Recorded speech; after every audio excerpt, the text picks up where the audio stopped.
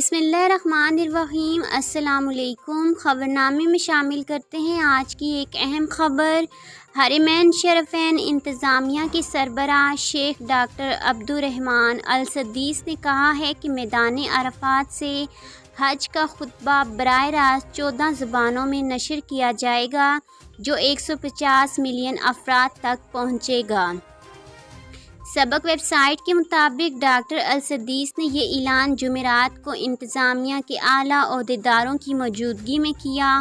Doctor السدیس نے بتایا کہ جدید ترین ٹیکنالوجی اور آلات کے ذریعے حج کا خطبہ انگریزی، فرانسیسی، اردو، فارسی، روسی، چینی، بنگالی، ترکی، ملاوی، ہندی، اسپینی، تامل اور دیگر زبانوں میں پیش کیا جائے گا۔ ڈاکٹر السدیس نے کہا ہے کہ میدان عرفات سے حج کے خطبے کا براہ راست ترجمہ پیش کرنے کا پروگرام اپنی نوعیت کا سب سے بڑا عالمی پروگرام ہے۔ اس کے ذریعے امن و سلامتی کی سرزمین سے رواداری اور میانہ روی کا پیغام جائے گا۔ ڈاکٹر السدیس نے بتایا کہ گزشتہ سال 10 زبانوں میں میدان عرفات سے حج کا خطبہ نشر کیا گیا تھا۔ ہمارا ہدف 50 ملین تک رسائی کا تھا، تاہم 100 ملین افراد نے فائدہ اٹھایا۔